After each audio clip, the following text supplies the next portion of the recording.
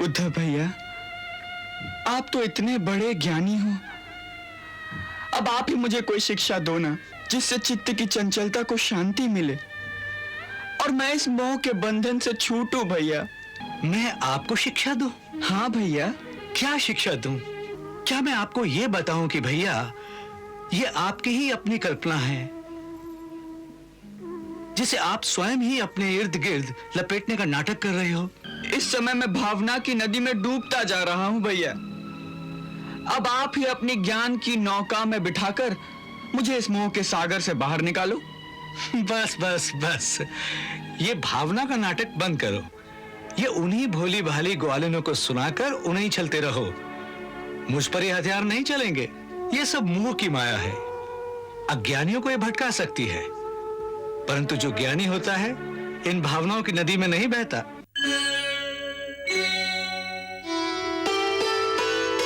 उद्धव श्री कृष्ण के चाचा के लड़के थे। आयु में श्री कृष्ण से थोड़े बड़े। उनका असली नाम बृहदबल था। बाल्यकाल में ही उन्हें देवताओं के गुरु भगवान बृहस्पति ने अपना शिष्य बना लिया था।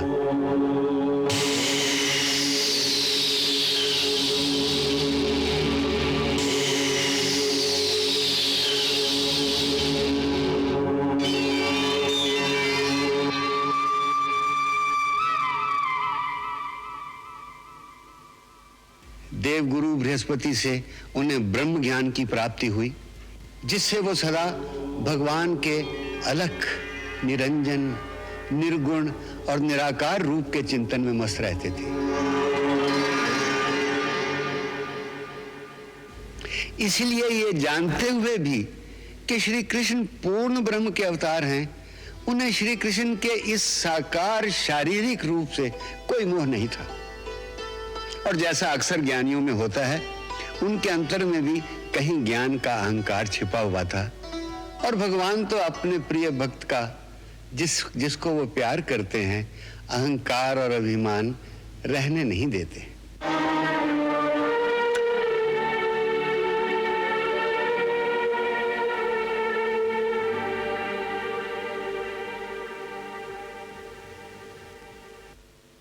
पर ब्रह्म की आंख में आंसू।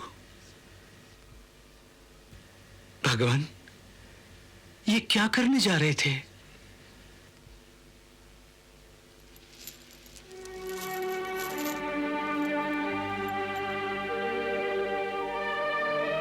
पर ब्रह्म की आंख से आंसू यदि धरती पर गिर जाता तो इस सारी प्रकृति का क्या होता? सारा ब्रह्मांड इसमें डूब जाता और प्रलय से पहले प्रलय हो जाती। प्रभु,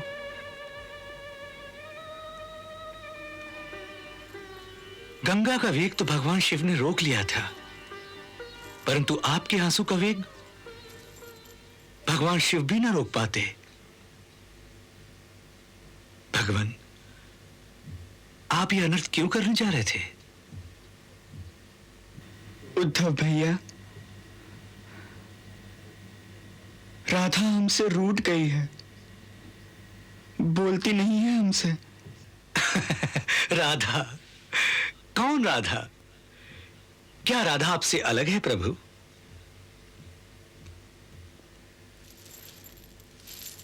प्रभु, आपका अवतार तो संसार के प्राणियों का उद्धार करने के लिए हुआ है, परंतु आप तो उद्धार की जगह उनका बेड़ा डुबोने जा रहे थे। इसका कारण प्रभु? भैया, मैं क्या करूं? मन बहुत व्याकुल है। क्यों?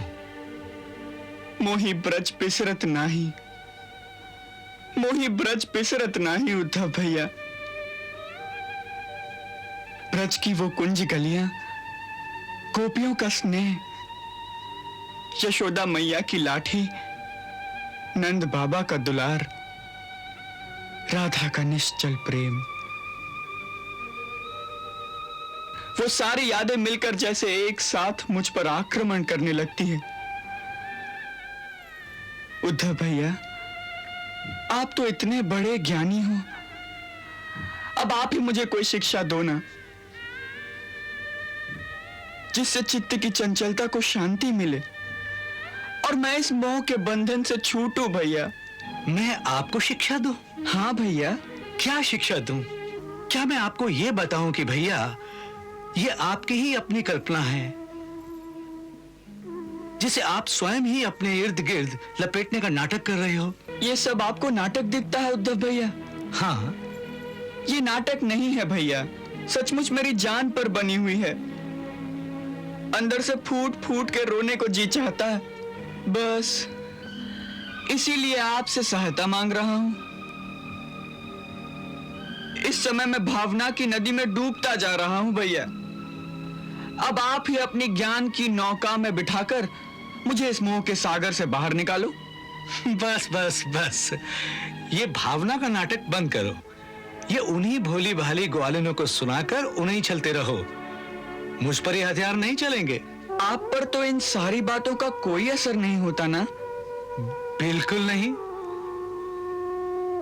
ये सब मोह की माया है। अज्ञानियों को ये भटका सकती है, परंतु जो ज्ञानी होता है इन भावनाओं की नदी में नहीं बहता। ज्ञान पत्थर की वो चट्टान है जो नदी के तूफान में भी अपने स्थान पर जमी रहती है। आप तो परम ज्ञानी लोग हैं, स्थिर हैं, परंतु हम तो अनजान, अनपढ़, अज्ञानी मानव हैं। भावनाओं की लहरों में डूबकर या तो मर जाते हैं या तर जाते हैं। आप अज्ञानी मानव हो? हाँ भैया, ऐसे गांव में रहा जहां पाठशाला भी नहीं थी। ग्वालों के साथ गाय चराते चराते जीवन बीत गया। ऐसा अनपढ़ ही तो अज्ञानी होता है। देखो कन्हैया, आप मुझसे अपना असली रूप छिपाने की कोशिश मत करो। मैं देवताओं के गुरु स्वयं भगवान बृहस्पति का शिष्य हूं। मेरे परम गुरु ने मुझे आपके अवतार का रहस्य समझाते हुए ये कहा था कि स्वयं परब्रह्म ने तुम्हारे छोटे भाई कृष्ण के रूप में धरती पर अवतार लिया है। तभी से मैं अपने हृदय के आसन पर बैठाकर आपकी पूजा करता रहा हूं।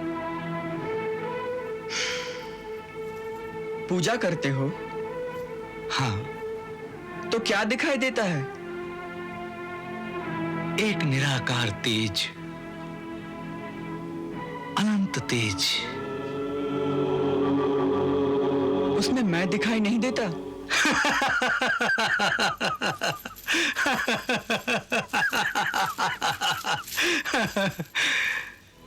यदि आपका कोई स्वरूप है तो वो है आपका विराट स्वरूप, जिसके करोड़ों हाथ हैं, करोड़ों मुख हैं। तो फिर आपके किन हाथों को, किन मुखों को देखा जाए? इसीलिए ज्ञानी केवल एक निराकार की कल्पना में मस्त रहता है। इसीलिए आपको इस समय बेचारे कृष्ण का यह वास्तविक रूप दिखाई नहीं देता,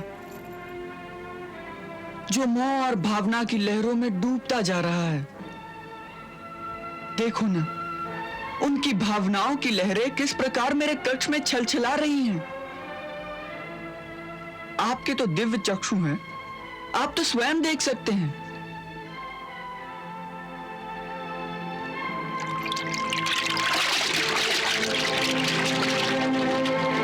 देखो, आप ये सारे अप्राकृतिक चमत्कार मुझे ना दिखाओ।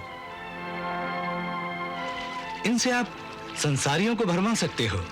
ज्ञानी पुरुष इस भ्रम में नहीं पड़ते। बल्कि मुझे तो ये उल्टा चक्कर दिखाई दे रहा है। कैसा उल्टा चक्कर? उल्टा चक्कर ये है कि भावुकता की लहरें आपकी ओर नहीं आ रही हैं, बल्कि इस महल से ये लहरें आप बाहर उनकी तरफ भेज रहे हैं। प्रेमी और ज्ञानी में यही तो अंतर है कि प्रेमी को जो लहरें अपनी ओर आती दिखाई देती हैं, ज्ञानी को वही लहरें अपने से दूर जाती दिखाई देती हैं। क्योंकि ज्ञानी सत्य देखता है, इसलिए मुझे तो यह दिख रहा है कि आप ये लहरें उनकी ओर भेजकर उन्हें भावना की लहरों में गोते खिला रहे हो। और मुझे आपका ये कौतुक अच्छा नहीं लगता प्रभु, क्योंकि गुरुदेव ने कहा था कि सब गोपियां महान ऋषि मुनि हैं, जिन्होंने कई जन्मों की तपस्या और साधना के बाद आपको गोपी रूप में पाया था। उनकी तपस्या को देखते हुए आपको यह चाहिए था कि आप उन्हें वास्तविक ज्ञान देते, सांसारिक दुखों के बंधनों से छुड़ाते। चलो मान लिया कि मैंने उनके साथ घोर अन्याय किया है, परंतु अब जो परिस्थिति इतनी बिगड़ गई है तो उसके लिए मैं क्या कर सकता हूं? क्या कर सकते हैं ये भी मैं बताऊं प्रभु? हाँ बताओ ना। आप ये माया मोह की लहरें उनकी ओर न भेजकर उनकी ओर ज्ञान की किरणें भेजो। मोह के अंधकार में फंसे हुए उनके जीवन में ज्ञान का प्रकाश फैलाओ, जिससे वो आपके सुंदर नर शरीर के मोह में फंसने की जगह आपके वास्तविक सच्चिदानंद निर्गुण स्वरूप को देखें, जिससे उन्हें शाश्वत शांति की प्राप्ति हो। बोलो, मैं सच कह रहा हूं कि नहीं?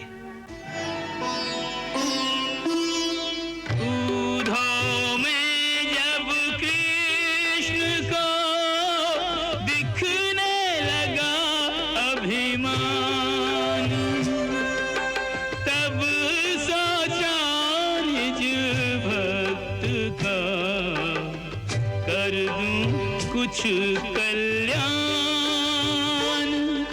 दे दूं सच्चा ज्ञान। श्री कृष्ण ने देखा कि जैसा आमतौर पर ज्ञानियों के साथ होता है, उद्धव को भी अपने ज्ञानी होने का अहंकार हो गया है। दूसरा रूप प्रेम है।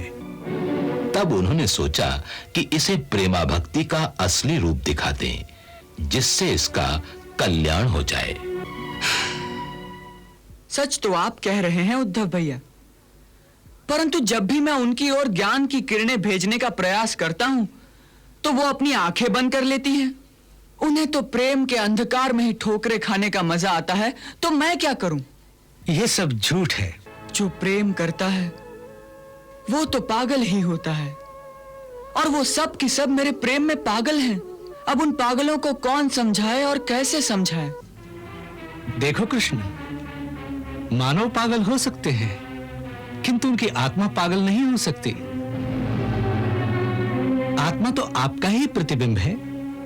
यदि बिंब पागल नहीं तो प्रतिबिंब पागल कैसे हो सकता है? ये तो अनहोनी बात है। उद्धव भैया, ये अनहोनी तो अब हो रही है।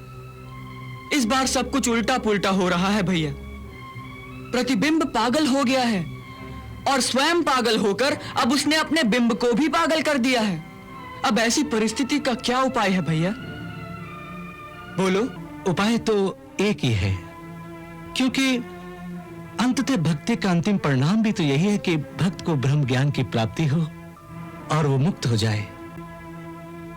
अब तक तो यही नियम था, परंतु अब तो ऐसा लगता है कि ब्रज की गोपियां इस नियम को झूठा साबित कर देंगी। उद्धव भैया, उनका कहना है कि भक्त को मुक्ति की आवश्यकता ही नहीं। भक्त को मुक्ति की आवश्यकता नहीं? ये कैसी मूर्खों वाली बातें हैं?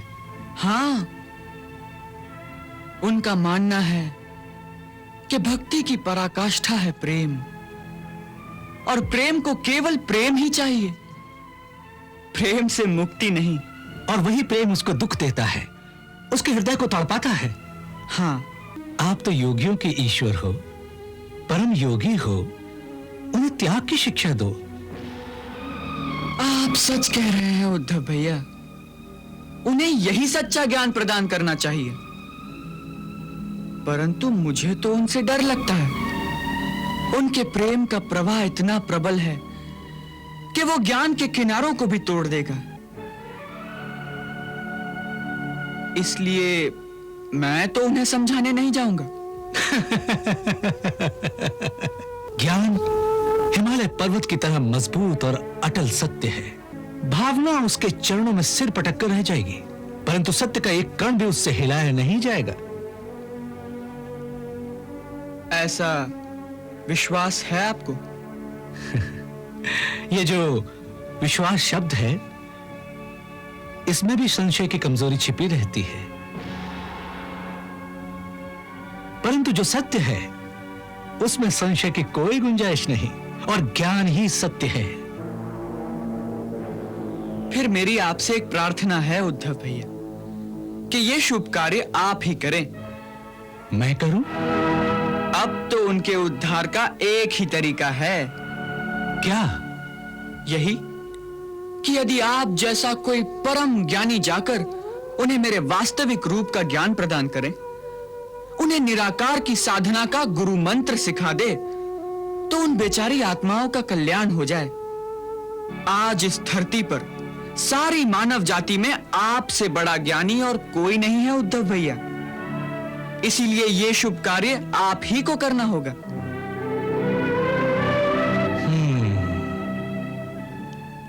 मैं अवश्य गोकुल वृंदावन जाऊंगा और वहां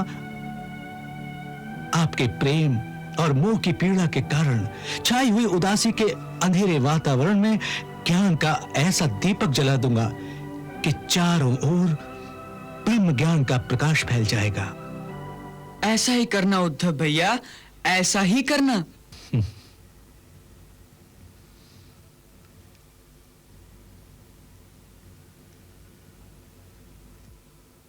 आपकी आज्ञा है तो ऐसा ही करूंगा, परंतु इसमें एक बड़ी समस्या है। अब कौन सी समस्या आ गई? पहली तो ये कि वो मुझे पहचानती नहीं, और दूसरी ये कि जो मैं कहूंगा उस पर वो भरोसा क्यों करेंगी। जब तक उन्हें यह विश्वास ना हो कि जो कुछ मैं कह रहा हूं आपकी आज्ञा से कह रहा हूं, अर्थात आप भी ऐसा ही चाहते हैं, तब तक वो मेरी बात कैसे सुनेंगी। बस इतनी सी बात। इसका तो बड़ा सरल उपाय है। मैं अभी अपने हाथों उन्हें एक पत्र लिख देता हूं कि आपको मैंने ही उनके उद्धार के लिए वहां भेजा है, और जो कुछ आप कह रहे हैं उसे स्वयं मेरा संदेश माना जाए। तो बस सब ठीक हो जाएगा। चलिए अभी पत्र लिख देता हूं। हाँ हाँ, चलिए चलिए।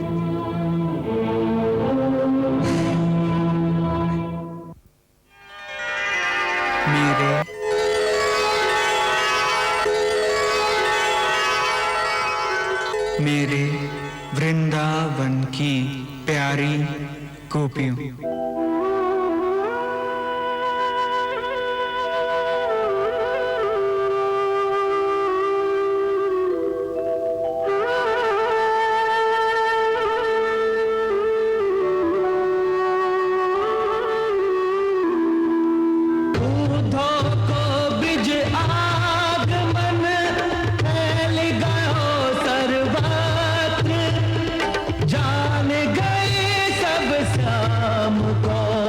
संग लायो है पत्र।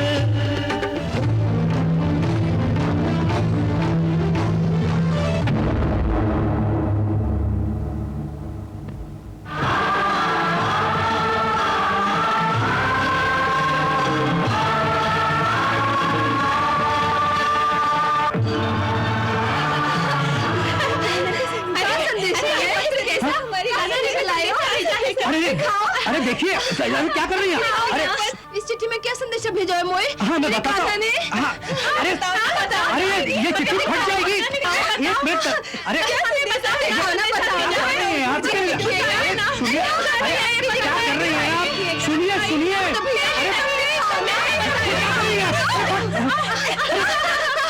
सुनिए। अरे क्या कर रही हैं आप? ये क्या? मेरा नाम कहाँ लिखा है इसमें?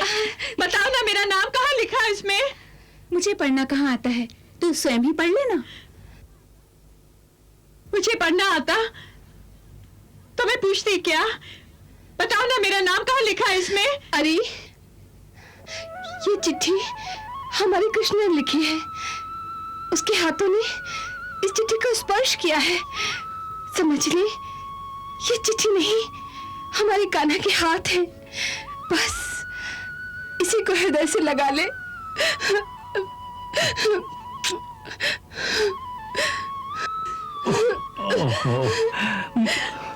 तुमने मुझे याद किया कान्हा, तुम मुझे भूले नहीं, तुमने मुझे याद किया। कान्हा, तुमने मुझे याद किया। मेरा नाम चिट्ठी में लिखा कान्हा।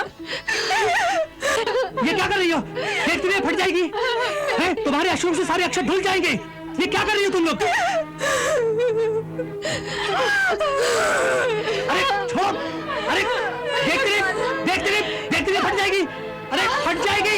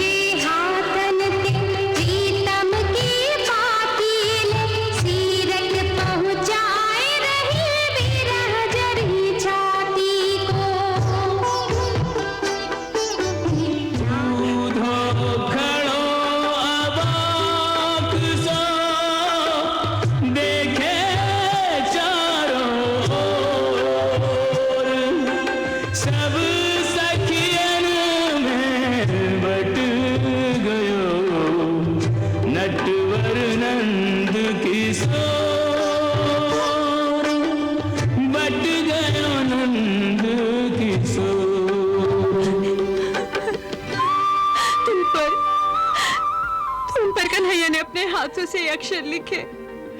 तुम कितने भाग्यशाली हो कि तुम्हारे शरीर के साथ कृष्ण के हाथों का स्पर्श हुआ। मुझे भागिन को तुझे को हृदय से लगाने दे कि मैं भी कृष्ण स्पर्श का आनंद उठाऊं।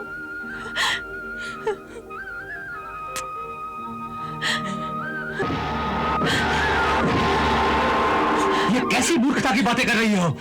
लाओ। उद्धव जी, चिट्ठी दे देंगे, पर पहले ये बताओ इसमें हमारा नाम किस स्थान पर लिखा है? तुम्हें पढ़ना भी आता है? अगर हमें पढ़ना आता होता भैया तो हम आपसे क्यों पूछते? हम स्वयं ही नहीं पढ़ लेते। भैया हाँ, किसी को यहाँ पढ़ना नहीं आता, इसीलिए तो आपसे विनती कर रहे हैं ना। हाँ, अब हमें इतना बता दीजिए कि इस चिट्ठी में किस किस का नाम किस किस स्थान पर लिखा हुआ है। हम अपने अपने स्थान को चुन ले, बाद में आप इस चिट्ठी को लेकर चले जाना। लाओ। हाँ? लाओ, इधर दो। लाओ। इस पत्र में किसी भी स्थान पर किसी का भी नाम नहीं लिखा हुआ है। क्या राधा का भी नाम नहीं लिखा है क्या उद्धव जी? नहीं, इस पत्र में राधा का भी नाम नहीं लिखा है। आप झूठ बोलते हैं, ऐसा हो ही नहीं सकता। बोलो ना उद्धव जी, बताइए ना उद्धव जी, उसमें क्या क्या लिखा है हमारे लिए? हमारी कौन कौन सी यादें उसको आती हैं? बताइए ना उद्धव जी।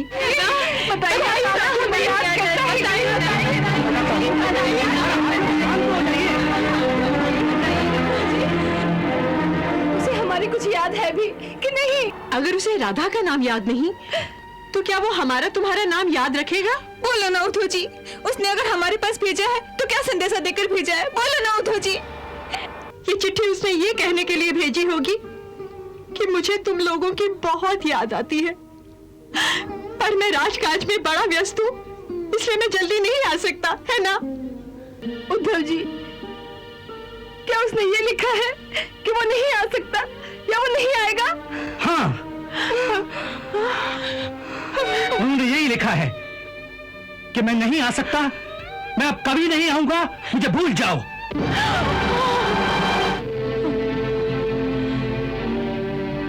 सच कहते हो या हमारी परीक्षा लेने के लिए, हमें सताने के लिए झूठ मूठ बोल रहे हो उद्धव भैया? मैं भगवान श्री कृष्ण की शपथ लेकर कहता हूं कि मैं सत्य कह रहा हूं। यदि इस चिट्ठी में यही लिखा है तो तुम इस चिट्ठी को ब्रज की धरती पर लाई कैसे? ये चिट्ठी नहीं, ब्रज का अपमान पत्र है। इसके तो चिट्ठी चिट्ठी कर देनी चाहिए। इसके चिट्ठी कर देनी चाहिए। ये क्या कर रहे हो?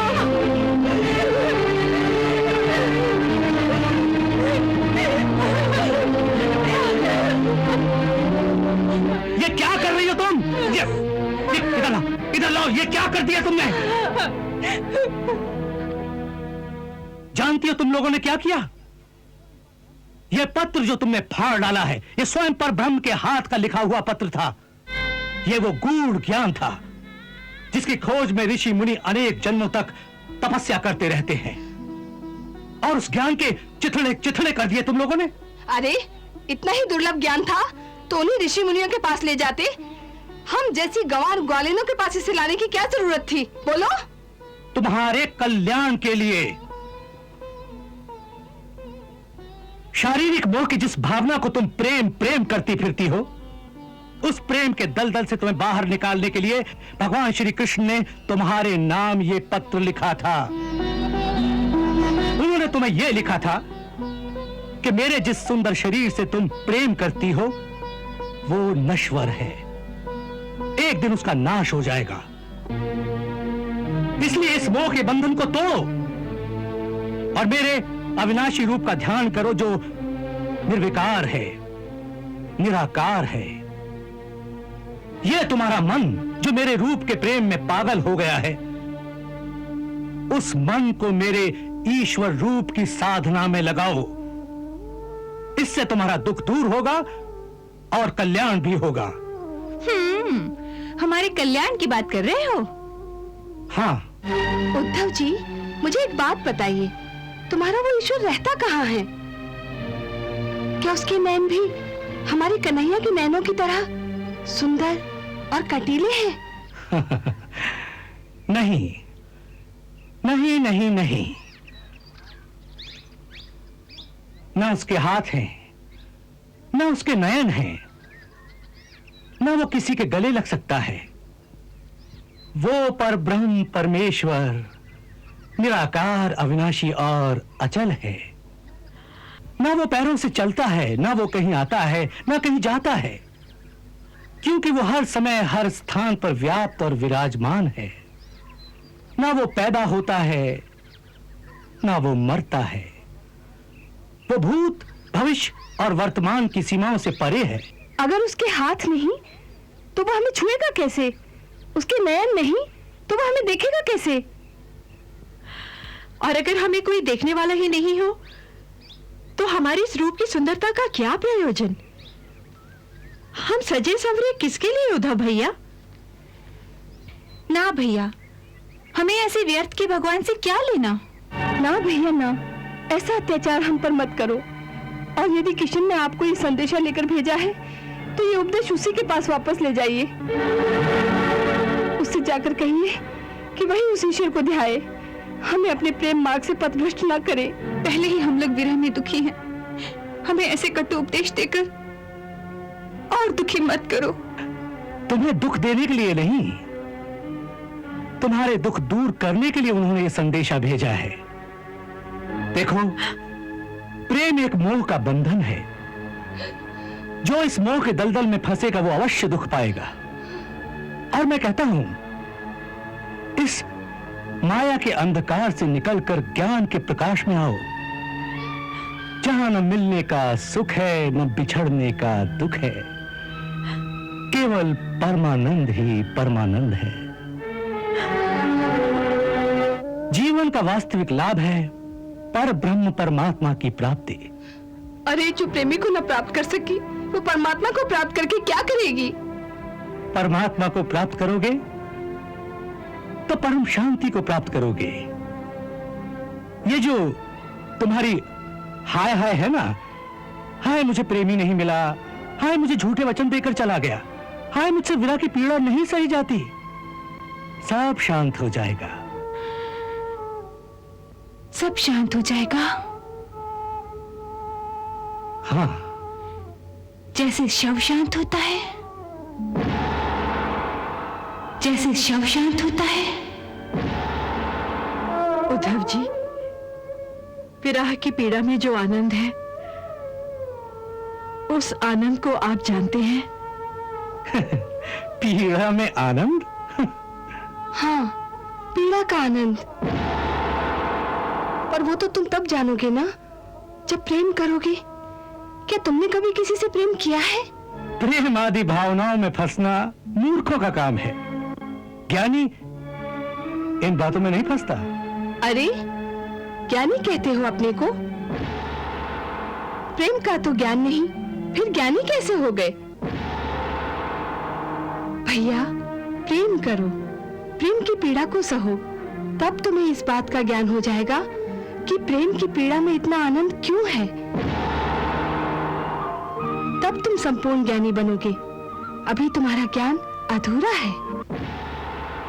ज्ञान तिहारो आधो अधूरो, मानो या मत मानो, प्रेम में था आनंद रयो दो, प्रेम करो तो जानो, प्रेम की भाषा न्यारी है, प्रेम की भाषा न्यारी है, जे ढाई अक्षर प्रेम वेद शासन पे भारी है, प्रेम रस बही रयो नस नस में, प्रेम रस बही रयो नस नस में, हरे नैन बैन सुख चैन रैन दिन कछु नाही बस में, हरे नैन बैन सुख चैन रैन दिन कछु नाही बस में, कछु दिन रही देखो ब्रज में, कछु दिन रही देखो ब्रज में, है प्रेम ही प्रेम की गंध यहाँ की प्रेम भरी रज में, है प्रेम ही प्रेम की गंध यहाँ की प्रेम भरी रज में।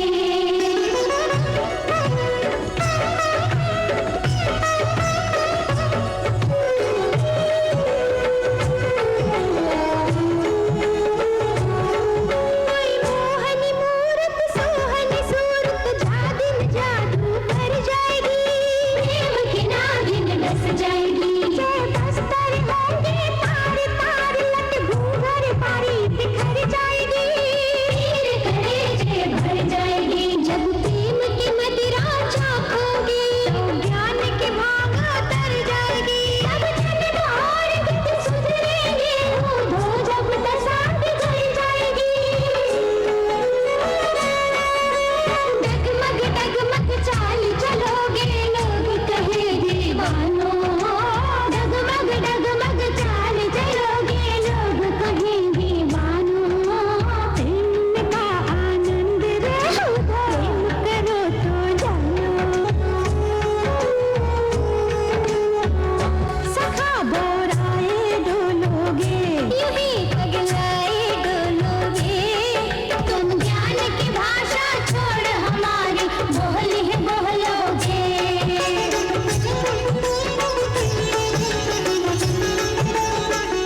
प्रेम गति ऊधो का जानो, प्रेम गति ऊधो का जानो, है प्रेम जगत में सार हमारे अनुभव की मानो, है प्रेम जगत में सार हमारे अनुभव की मानो।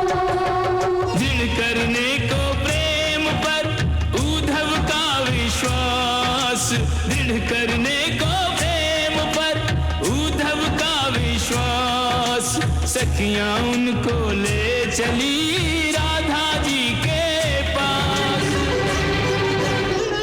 यही श्री राधा रानी है, यही श्री राधा रानी है, श्री कृष्ण चंद्र के अमर प्रेम की अमिट निशानी है, यही कृष्ण चंद्र के अमर प्रेम की अमिट निशानी है, इन्हें प्रणाम करो ऊधो, इन्हें प्रणाम करो ऊधो, पच धर्म अर्थ काम और मोक्ष को मिल जाएगो सुधो, पच धर्म अर्थ काम और मोक्ष को मिल जाएगो सुधो।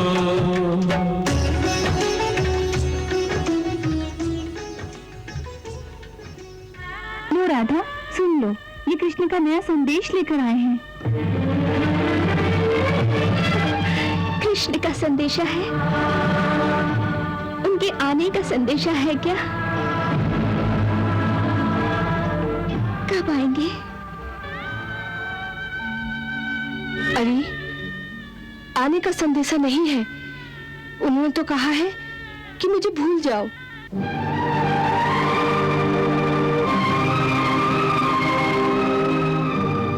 और इन्हें भेजा है कि हमें योग ज्ञान और तप सिखाएं, जिससे हमारा कल्याण हो जाए। हमारा कल्याण? तप और ज्ञान से हमारा कल्याण होगा? ये किसने बता दिया आपको? हमारा कल्याण तप और जोग से नहीं, केवल संजोग से होगा। संजोग से। जब दोनों में कोई अंतर न रह जाए, जब कृष्ण राधा और राधा कृष्ण हो जाए, बस हम तो इसी को योग मानती हैं और यही हमारा प्रेम योग है। ये जो आपका प्रेम योग है ना, इसमें दुख ही दुख है, पीड़ा ही पीड़ा है। भगवान ने मुझे यही उपदेश देने के लिए आपके पास भेजा है, जिससे आपको इस प्रेम की पीड़ा से मुक्ति मिले। प्रेम की पीड़ा से मुक्ति दिलाने आए हैं आप? हाँ। परंतु हमने मुक्ति कब मांगी है? किसे चाहिए मुक्ति इस पीड़ा से? ये सब आसक्ति की बातें हैं, अन्यथा जोगन का ध्येय पीड़ा पाना नहीं, आनंद पाना होता है। परंतु आनंद की परिभाषा सबके लिए एक तो नहीं हो सकती। किसको किस बात में आनंद आता है, ये तो सबका अपना अलग अलग दृष्टिकोण है। आनंद का मापदंड सबका अलग अलग हो सकता है, परंतु एक बात निश्चित है, पीड़ा को कोई आनंद नहीं कह सकता। कह सकता है। जिसे पीड़ा में आनंद आए वो कह सकता है। ऐसा कौन पागल है जिसे पीड़ा में आनंद आता हो? एक माँ और एक प्रेमिका। माँ और प्रेमिका? मैं कुछ समझा नहीं। देखिए, पुत्र को जन्म देते हुए हर स्त्री को कितनी असह्य पीड़ा होती है, परंतु एक माँ के लिए पुत्र जन्म में इतना आनंद है कि संसार की प्रत्येक स्त्री इस पीड़ा के लिए लालायित रहती है। यही हाल प्रेमिका का है। जिसे जीवन में प्रेम का उपहार मिल जाए, जो अपने अधरों से प्रेम रस का प्याला लगा ले, उसे संसार में किसी और आनंद की आवश्यकता नहीं रह जाती। यही तो मैं कहता हूं, अधरों का प्याला तो क्षण मात्र के लिए हो सकता है, तत्पश्चात जो जीवन भर का विरह तड़पाता है, उसका क्या उपचार है? ये जो आप बार बार विरह विरह की बात कह रहे हैं, विरह कहाँ है?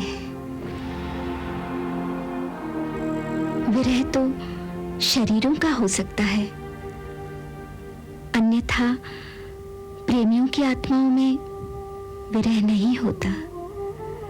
वे तो प्रत्येक क्षण एक दूसरे के साथ ही रहते हैं। ये सब कल्पना की बातें हैं। अज्ञानी मानव इसी प्रकार की झूठी कल्पना के तारों में अपने आप को उलझाकर अपने आप को धोखा देता रहता है। आपने हमारी बात को कल्पना और झूठी कल्पना कहा। प्रेमियों की बात परम सत्य होती है। हमने आपसे कह दिया कि प्रेमी प्रत्येक क्षण एक दूसरे के साथ ही रहते हैं, तो सत्य ही कहा है। परंतु ये वो सत्य है जो दिखाई नहीं देता, केवल मन से मान लिया जाता है, इसलिए मैं इसे कल्पना ही कहता हूं।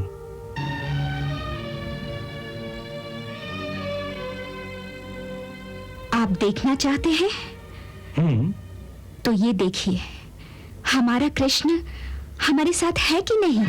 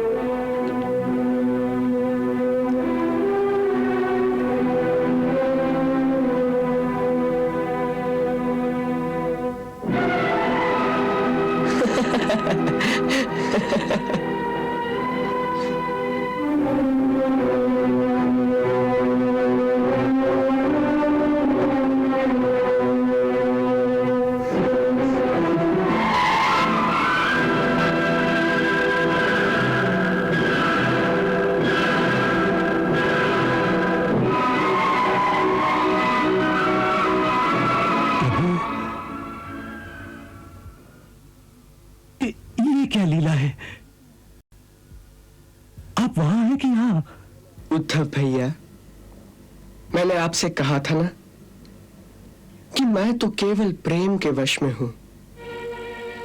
जहां मेरा प्रेमी मुझे बुलाएगा मैं वही हूं।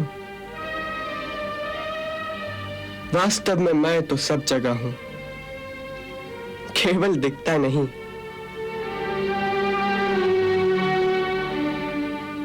जैसे अंधकार में वहीं पड़ी हुई कोई वस्तु दिखाई नहीं देती और दीपक जलते ही वो वस्तु दिखाई देती है, उसी प्रकार यदि मुझे देखना हो तो केवल प्रेम और भक्ति का दीपक जलाओ, मुझे वहीं खड़ा पाओगे। यही परम सत्य है उद्धव जी, और यही परम ज्ञान है।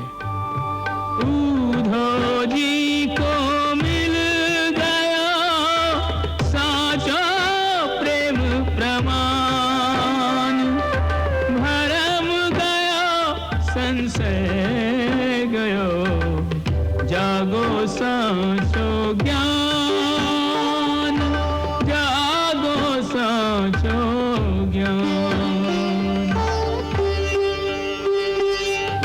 बेचारा समझ नहीं पाए कि वास्तव क्या और क्या है कहानी। प्रेम की ऐसी अवस्था जो देखी तो ज्ञान गुमान पे फिर गया पानी। भक्त के बस में जो भगवान देखे तो प्रेम और भक्ति की महिमा जानी। प्रेम से भर गया, श्रद्धा से भर गया, चरणों में पड़ गया ब्रह्म का ज्ञानी।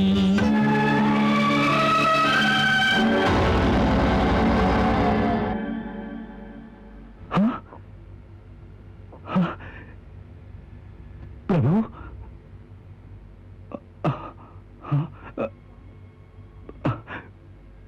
कहाँ गए कृष्ण? कहाँ गए कृष्ण? देखा ना, इसी प्रकार सताते हैं, क्षण भर के लिए आते हैं और फिर अंतर्धान हो जाते हैं।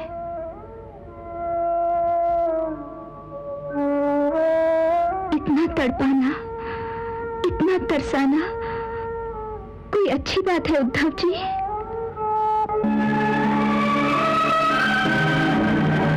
अब उसे कहाँ ढूंढने जाऊं? अवश्य कुंज गली में किसी लता के पीछे जाकर छिप गया होगा। हाँ उद्धव जी, मेरा कान्हा वही होगा। हाँ उद्धव जी, अवश्य मेरा कान्हा वही होगा। हाँ हाँ, वही ढूंढने जाऊंगी मैं उसे। हाँ हाँ, वही छिपा होगा मेरा कान्हा, वही छिपा होगा।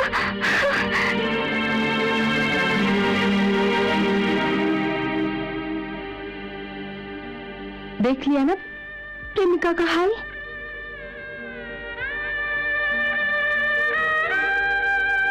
इस तरह से बाबरी होकर दिन भर घूमती रहती है, लताओं से, पेड़ों से, नदियों से पूछती है कि मेरा श्याम कहाँ है, कहाँ है मेरा कान्हा, कहाँ है मेरा कृष्ण, बताओ। हे लता बहन, मैं तेरे हाथ जोड़ती हूँ, यदि मेरा कान्हा तेरे पीछे छुपा हुआ है तो मुझे बता दे, नहीं तो ये बता दे कि वो कहाँ गया है। हे भ्रमर, मेरा श्याम भी तेरी तरह कली कली का रसपान करने का आदी है। तुझे पता होगा कि वो कहाँ गया है। तू मुझे क्यों बताएगा? तू भी तो उसी छलिया का साथ देगा ना?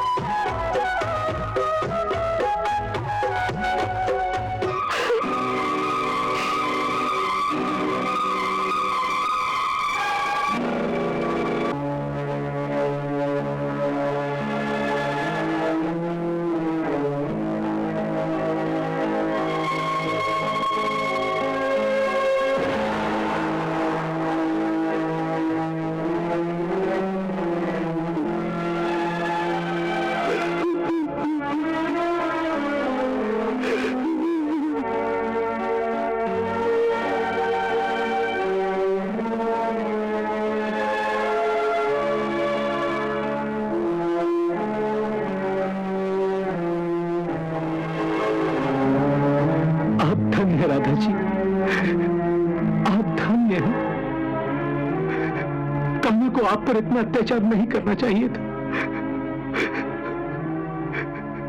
ये अन्याय है, ये अन्याय है।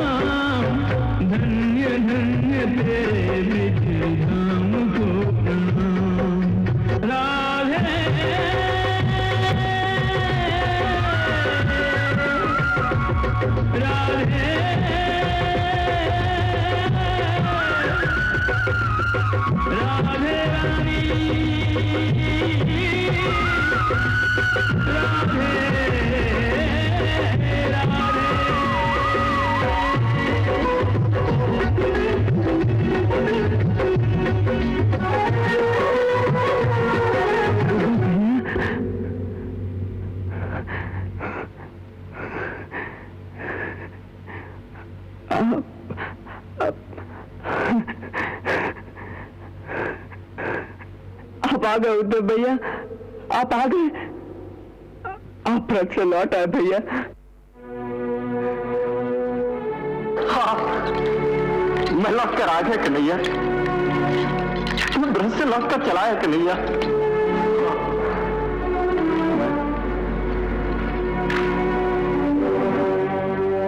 बस बस इतना ही कह के चुप हो गए। आगे भी बोलो। ब्रज का कुशल समाचार सुनाओ उद्धव भैया। ब्रज का कुशल समाचार सुनाओ। सब लोग कैसे हैं? मेरे गोप सखा कैसे हैं? गोपियां कैसी हैं? और राधा जी कैसी हैं?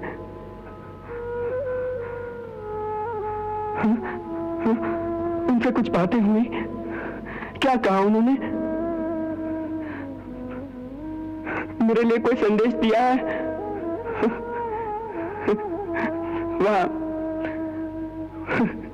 वहां मुझे कोई याद भी करता है उद्धव भैया।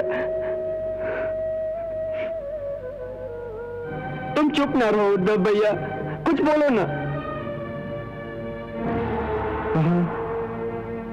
वहां कुछ अनहोनी तो नहीं हो गई?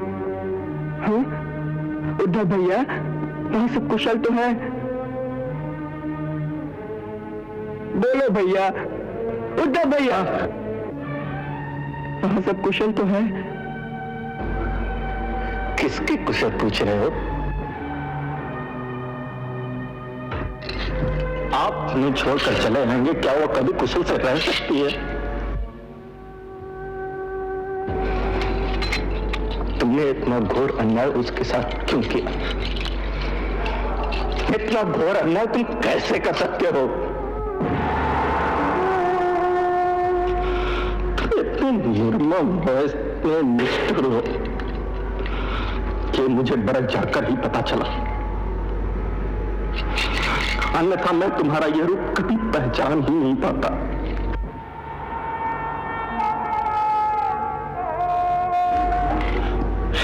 लोग तो तुम्हें प्रेम का अवतार कहते हैं।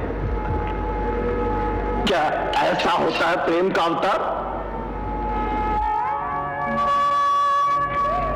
जो अपनी प्रेमिकाओं को उसके आंसुओं के नदी में डूबने के लिए छोड़कर चला है और फिर पलट कर उसकी सुधी भी न ले।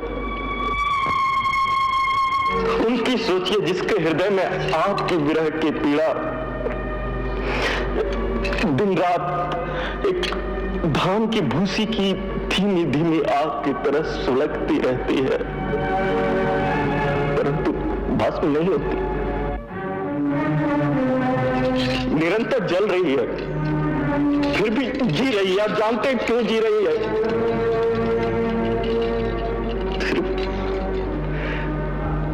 एक वचन के सहारे कि मैं फिर लौट कर आऊंगा।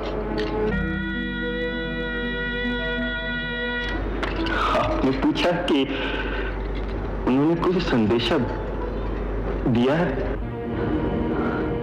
केवल एक प्रश्न पूछा है कि कब आओगे।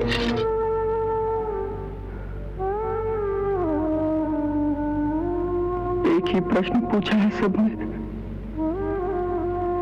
कब आओगे? हाँ, और इसका उत्तर देने के लिए आपको स्वयं जाना पड़ेगा। मुझे जाना पड़ेगा? ये आप क्या कह रहे हैं उद्धव भैया? हाँ, आपको ही जाना पड़ेगा। मैं सोचता हूं कि जो भक्त अपना घर-बार, अपनी संतान, अपनी पति पत्नी सब कुछ छोड़कर केवल आपके लिए जी रही है, ऐसी भक्तों और ऐसी प्रेम की जीवंत मूर्तियों को छोड़कर एक दिन के लिए भी आप मथुरा में कैसे रह सकते हैं? गोकुल जाने का मन नहीं होता आपका? करता है, बहुत करता है उद्धव भैया, परंतु मथुरा मेरी कर्तव्य भूमि है, इसे छोड़कर नहीं जा सकता मैं। मथुरा में अब कौन सा कर्तव्य बाकी रह गया आपका? कंस मारा गया, यदुवंशियों का संकट टल गया, अब आपको यहां क्या करना है? इसलिए मैंने निश्चय किया कि आज ही आपको वापस वृंदावन ले जाऊंगा। चलिए, मेरे साथ चलिए, इसी क्षण मेरे साथ चलिए।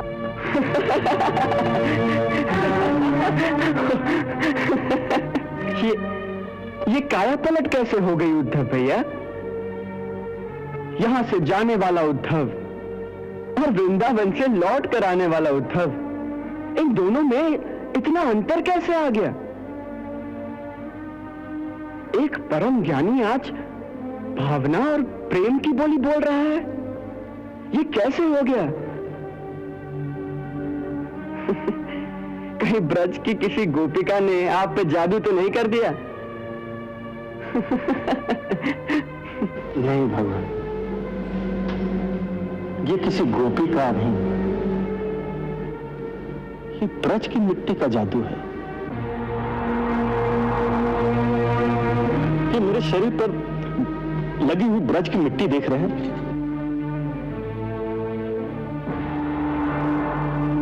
इसे एक बार अपने देह पर लगा कर तो देखिए। ज्ञान और ज्ञान के अहंकार से दोनों से मुक्ति मिल जाएगी। आंखें वही रहेंगी, परंतु दृष्टि बदल जाएगी। चारों ओर बस एक ही रंग दिखाई देगा, प्रेम रंग, भक्ति का रंग। सब रंग फीके फीके लगने लगेंगे, कानों में और कुछ नहीं सुनाई देगा, केवल प्रेम की मुरली सुनाई देगी, प्रेम की मुरली।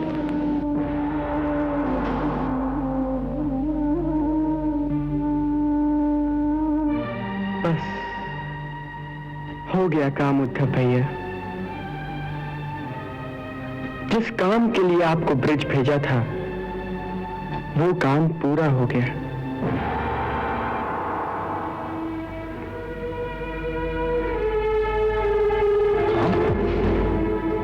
क्या काम? वही जो उस गोपिका ने आपसे कहा था।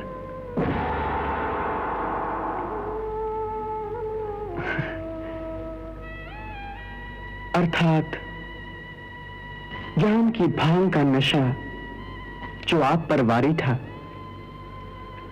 उसे उतार कर आपको प्रेम की मदिरा चखाना चाहता था मैं।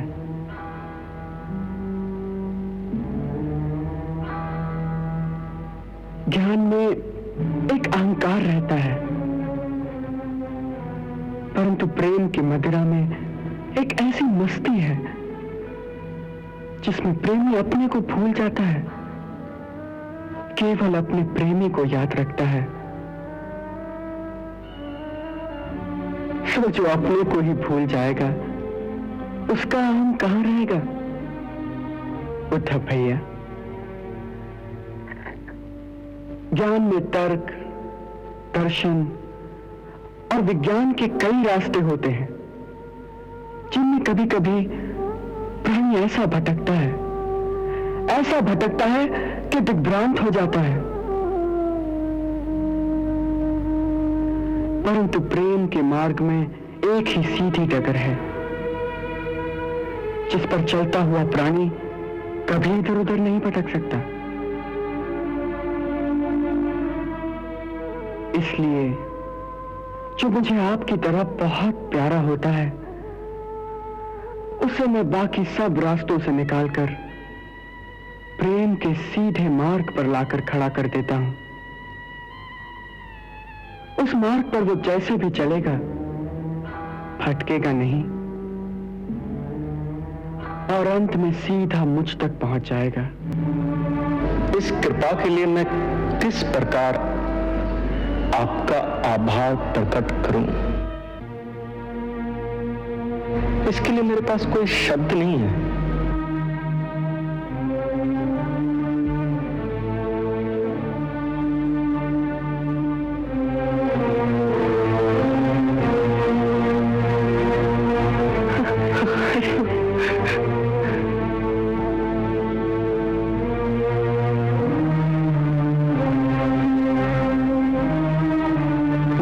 भैया,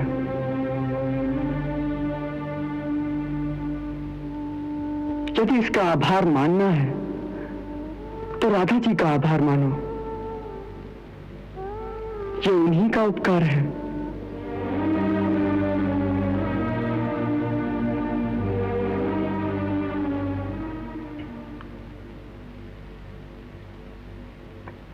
राधे, हमारे प्रिय मित्र पर जो आपने उपकार किया, उसके लिए हम आपके आभारी हैं।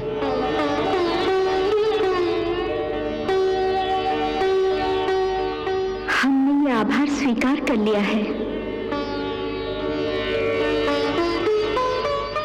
परंतु एक विनती है। क्या? फिर कभी किसी के हाथ इस प्रकार का संदेश न भेजना कि हमें भूल जाओ। अब की क्षमा कर दो राधा, फिर ऐसी भूल नहीं होगी।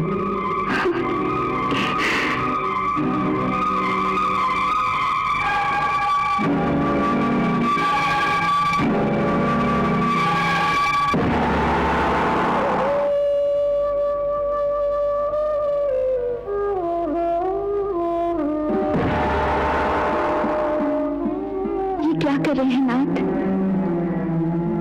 आप हाथ जोड़ते हैं तो हमें पाप लगता है।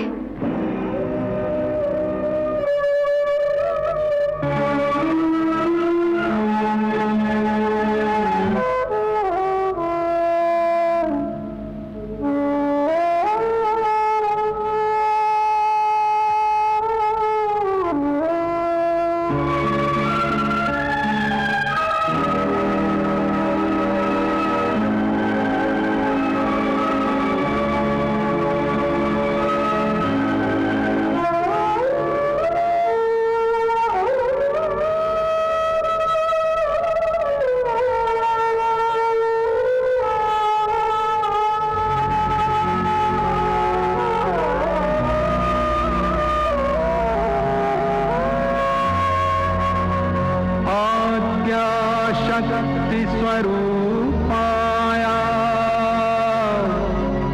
परमाह्लादकारिणी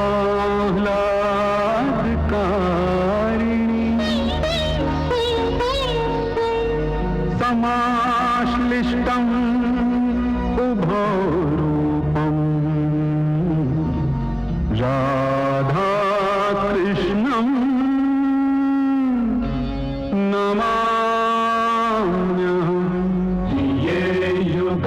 छवि के दिव्य दर्शन नमामि राधे नमामि कृष्णं।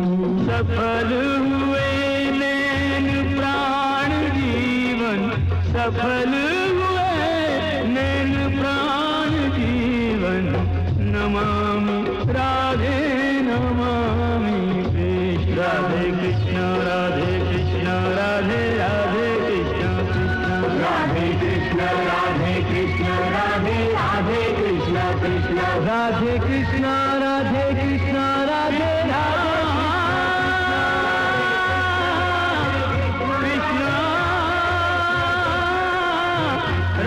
कृष्ण राधे कृष्ण राधे राधे। माता, हमें भी उस परम दिव्य शिशु के दर्शन करवा दो। क्षमा करें बाबा, अभी अभी नहलाया है उसे। इस समय मैं उसे बाहर नहीं ला सकती, ठंडी हवा लग जाएगी। भैया, हवाओं का चलना न चलना जिसके संकल्प मात्र पर निर्भर है, उसके लिए ये व्यर्थ की शंका मत करो। नहीं जोगी बाबा, मैं उसे बाहर नहीं ला सकती, इसलिए आप ये भिक्षा ग्रहण कीजिए और मुझे क्षमा कीजिए। ये हीरे मोती, ये पत्थर के टुकड़े हमारे किस काम के? चाहो तो ऐसे मोती माणक हमसे ले लो। लो, रख लो इन्हें। काकी, ये कोई असली साधु नहीं, कोई मायावी है। देखो जोगी बाबा, तुम जैसे कई मायावी इससे पहले भी आ चुके हैं। सभी इसी प्रकार की चिकनी चुपड़ी बातें करते हैं और फिर सबके सब उसका अनिष्ट करने की चेष्टा करते हैं। भिक्षा चाहिए तो लीजिए, अन्यथा अपने स्थान को पधारिए। नारायण नारायण श्रीमन नारायण नारायण नारायण। त्रिलोकीनाथ के चरणों में ब्रह्मापुत्र नारद का प्रणाम। कल्याण हो। भक्तराज, बड़े आनंद विभोर दिखाई देते हो, क्या कारण है? प्रभु, आप तो सर्वज्ञ हैं, सब कुछ जानते हैं कि आजकल मैं मृत्युलोक में ही रहता हूं। वहां इन दिनों स्वयं भगवान श्री कृष्ण बाल रूप में विराज रहे हैं।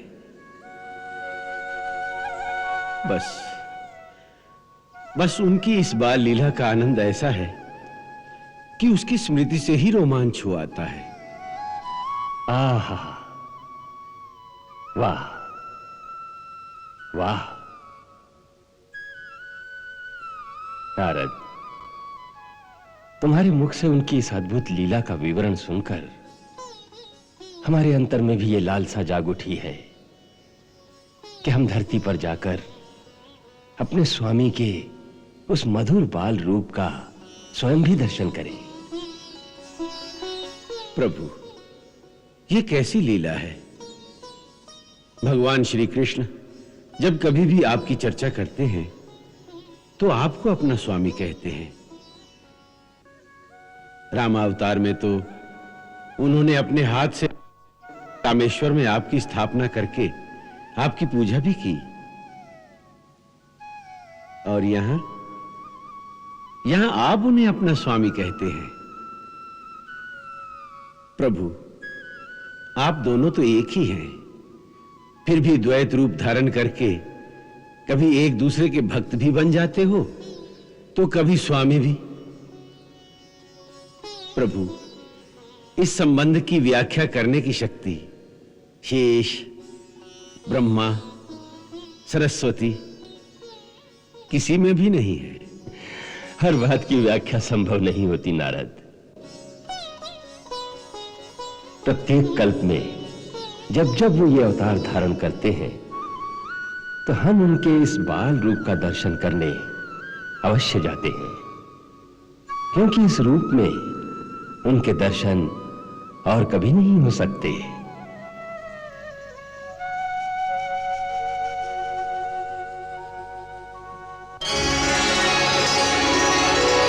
जय सच्चिदानंद।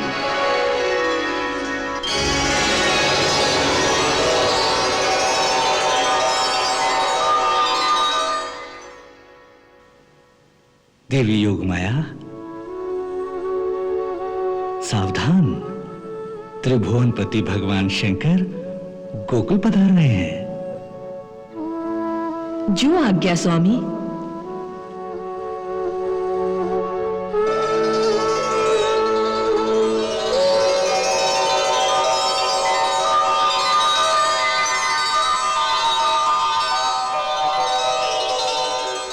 अलख निरंजन, अलख निरंजन, अलख निरंजन। कहाँ हो प्रभु? एक जोगी आयो री तेरे द्वार, दिखा दे मुख लाल का, मैया दिखा दे मुख लाल का।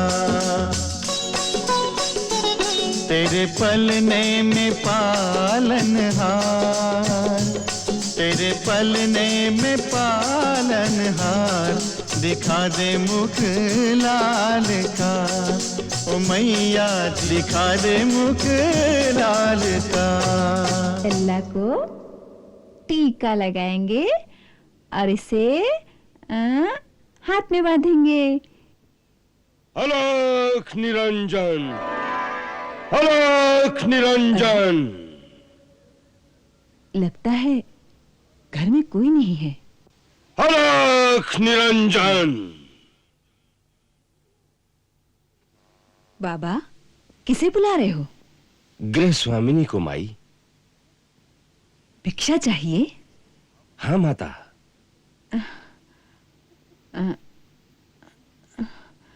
यहाँ तो कोई नहीं दिखता। चलो हमारे घर, वहां तुम्हें भिक्षा मिल जाएगी। मैं तुम्हें भिक्षा दूंगी। आप माता? हाँ, अन्न वस्त्र धन जो चाहिए तुम्हें मिलेगा। नहीं माता, हमारा एक नियम है कि हम एक ही द्वार पर जाकर अलख जगाते हैं। यदि उस द्वार से कुछ मिल जाए तो अच्छा है, अन्यथा उस दिन किसी दूसरे द्वार पर नहीं जाते। हे भगवान, तो फिर भूखे ही रह जाओगे?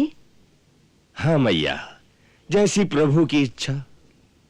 नहीं नहीं बाबा, हमारे ग्राम से कोई साधु भूखा चला जाए तो सारे गोकुल के लिए लज्जा की बात बन जाए।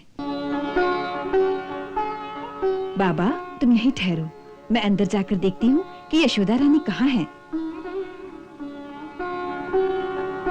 अलख निरंजन। प्रभु, दर्शन किए बगैर तो नहीं जाऊंगा। यशोदा रानी। आओ काकी। क्या है? यशोदा रानी, तेरे द्वार पर एक जोगी कब से भिक्षा के लिए खड़ा है। तैने उसकी आवाज नहीं सुनी क्या? नहीं तो? अरे जल्दी से उसे भिक्षा दे दे, कोई बड़ा महात्मा लगता है। अच्छा, जरा लल्ला का ध्यान रखना, मैं आई।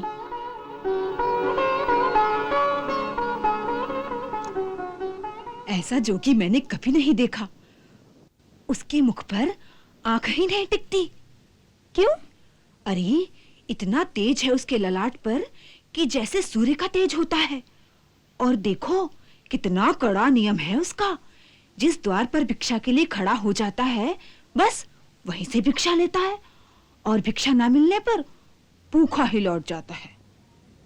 काकी, आटा, चावल, दाल, गुड़, घी ये सब कुछ ले लिया है। 2-4 दिन के लिए पर्याप्त होगा। चलो। अरे दक्षिणा के लिए थोड़ा धन भी रख ले। बड़ी दिव्य मूर्ति है, उसे प्रसन्न कर ले, आशीर्वाद पाएगी। दक्षिणा तो मैं भूल ही गई, लाती हूँ।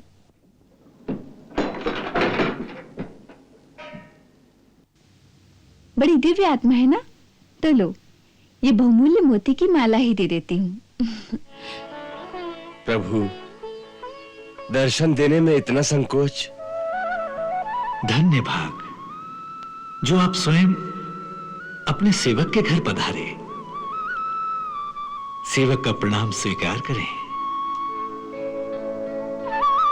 कौन सेवक है, कौन प्रभु, इसके निर्णय का यह समय नहीं है। आप तो हमें अपना परम भक्त जानकर अपने बाल रूप के दर्शन करा दीजिए बस।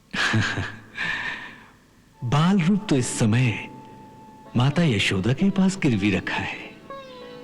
उन्हीं से मांगना पड़ेगा। लीजिए, मैया आ गई।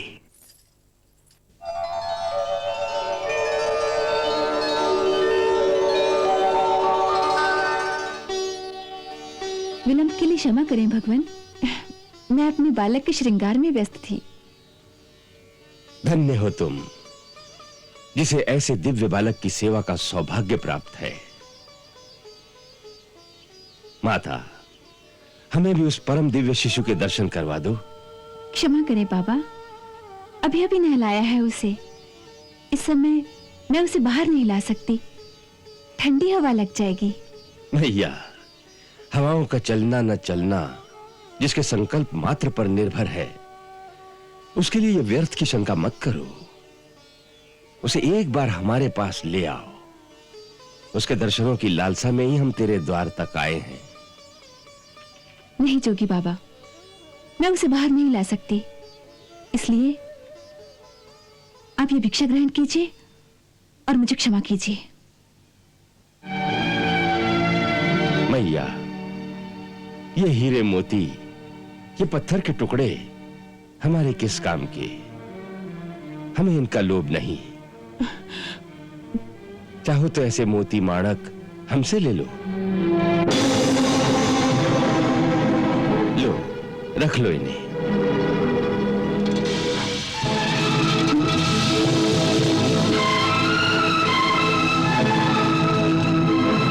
हमें तो केवल अपने लाल के दर्शन करवा दो, वही हमारी भिक्षा है। काकी, ये कोई असली साधु नहीं, कोई मायावी है।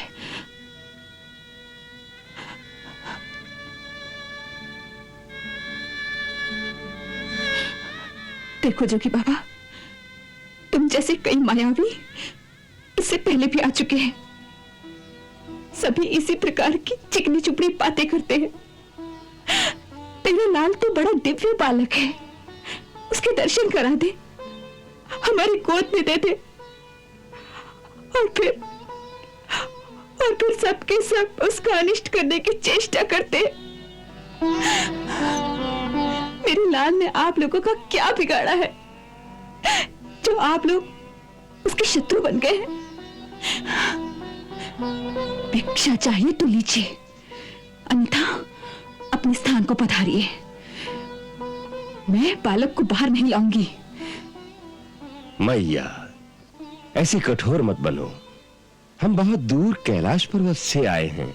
कैलाश में थे तो वहीं भगवान शिव के साक्षात दर्शन कर लेते। यहाँ क्या काम है? भोली मैया, भगवान के साक्षात दर्शन करना तो कोई कठिन कार्य नहीं है, परंतु उनके बाल स्वरूप के दर्शन करना अत्यंत दुर्लभ है। उसी की लालसा में हम तेरे द्वार पर आए हैं। कई युगों के पश्चात ये दर्शन मिलते हैं। नहीं नहीं, क्षमा करें, मैं उसे बाहर नहीं ला सकती। मेरे पति की आज्ञा है कि किसी भी अनजान व्यक्ति के सामने अपने बालक को मत लाना। ये अनजान व्यक्ति नहीं है यशोदा, ये अनजान व्यक्ति नहीं है। मैं इन्हें अच्छी प्रकार जानती हूँ। मैंने कहा था ना कि गोकुल में आने से पहले मैं काशी में रहती थी, वहीं इनके दर्शन किए थे। हाँ, ये सचमुच परम दिव्य शक्ति है, शक्तिपति है, शक्तिपति है। हाँ, शक्तिपति है, शक्तिपति है। हे प्रभु, शक्तिपति है, शक्तिपति है।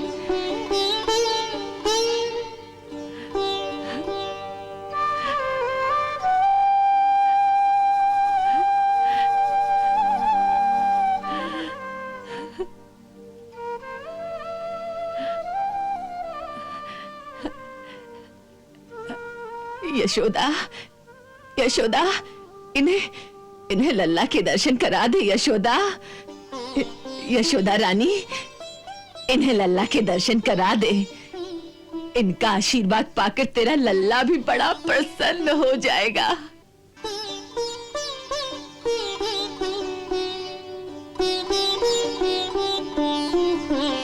पूरनमासी बुआ, क्या तुम सच कह रही हो?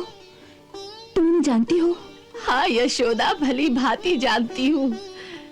अरे ये तो तेरा सौभाग्य है जो तेरे लल्ला का प्रेम इन्हें तेरे द्वार पर ले आया। परंतु इनकी वेशभूषा तो देखिए। लल्ला तो इन्हें देखकर वैसे ही डर जाएगा। ना बाबा ना। नहीं यशोदा रानी, इनके दर्शन मात्र से समस्त भयों का नाश हो जाता है, समस्त बाधाएं दूर हो जाती हैं। हाँ, मुझ पर विश्वास करो, मैंने कभी तुमसे झूठ नहीं बोला। ये पूरनमासी बुआ कभी झूठ नहीं बोलती। यशोदा रानी, याद है तुम्हें जब वो पहल गोकुल में आई थी, तब इसी ने आशीर्वाद दिया था कि तुम्हारे घर लल्ला होगा। उस समय तुम सब लोग आशा छोड़ चुके थे। ये सदा सच कहती है, सो इसकी बात मान ले बेटी। जा बेटी जा, लल्ला को लिया। पर मैं बालक इनके हाथ में नहीं दूंगी। अच्छा, बालक को तो लिया, ये दूर से ही आशीर्वाद दे देंगे। जा जा जा जा बेटी। हाँ जाओ यशोदा।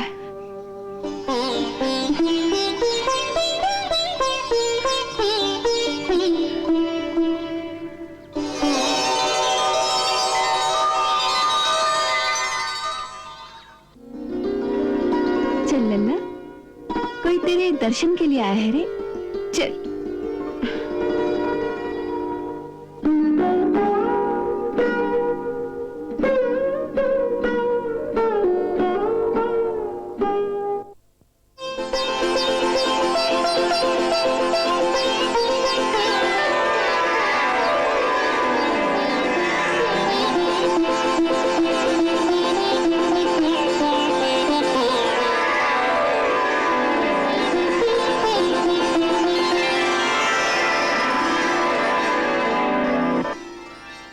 लो जोगी बाबा, इसे देख लो और आशीर्वाद दे दो।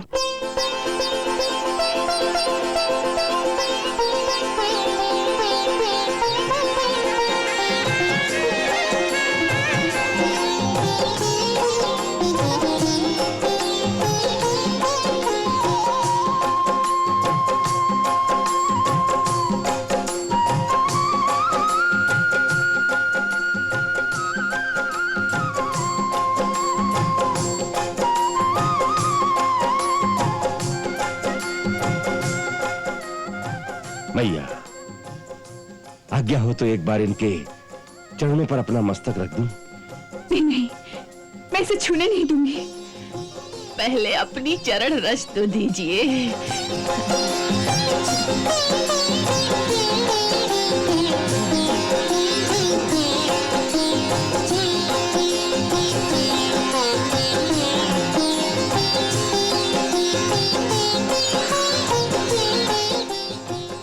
धन्यवाद प्रभु, कोटिश धन्यवाद। ये कहां का न्याय है स्वामी कि हम इतनी दूर से आकर आपके बाल रूप का आलिंगन भी न कर सकें। जिन चरणों से निकली गंगा हम अपने शीश पर धारण करते हैं, उन चरणों को एक बार तो छू लेने दीजिए।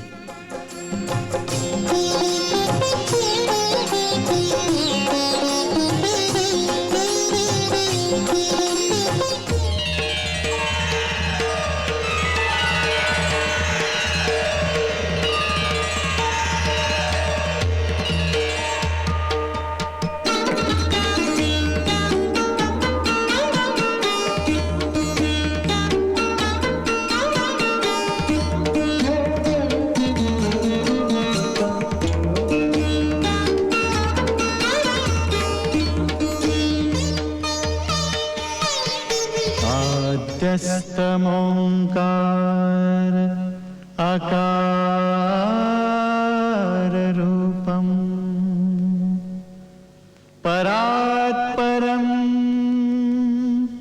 सत्य परम त्रिसत्यम योगीश्वरो वा जगदीश्वरो वा तं कृष्ण रूपम मनसा स्मरामि।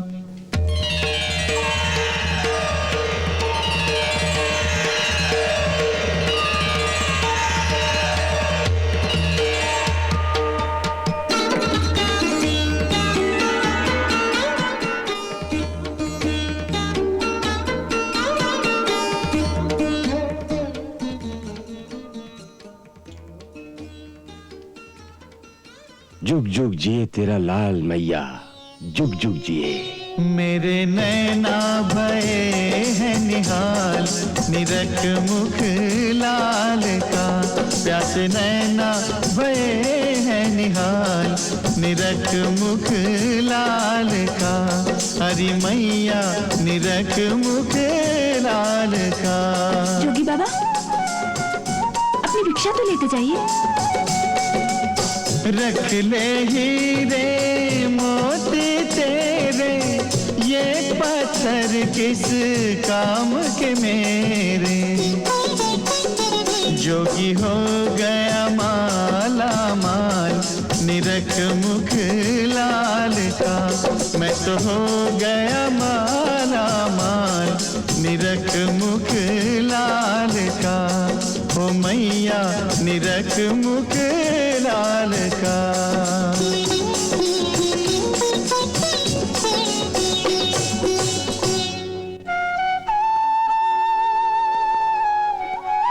जय हो प्रभु।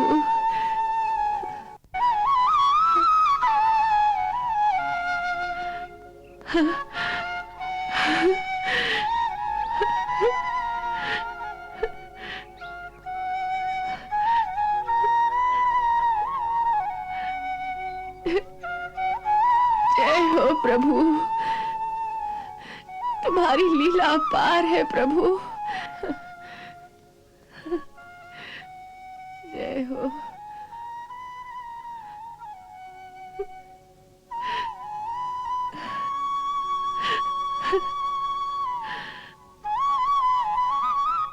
पौर्णमासी बुआ, ये किसे प्रणाम कर रही हो? और ये साधु कौन थे? त्रिभुवन के पति, इनके सखा। नंद बाबा, इस धरती को प्रणाम करो जहां उनके चरण पड़े थे।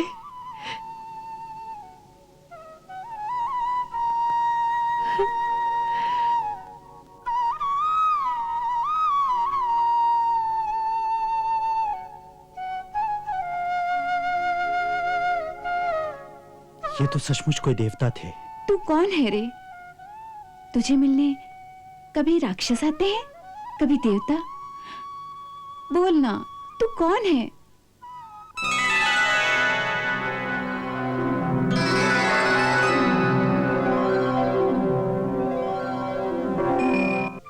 जय सच्चिदानंद। सेवक का प्रणाम स्वीकार करें।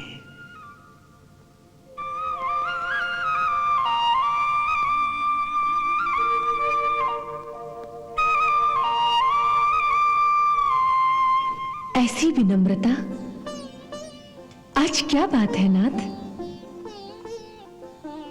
भगवान शिव हमारे कारण नंगे पांव धरती पर गए हमसे मिलने के लिए।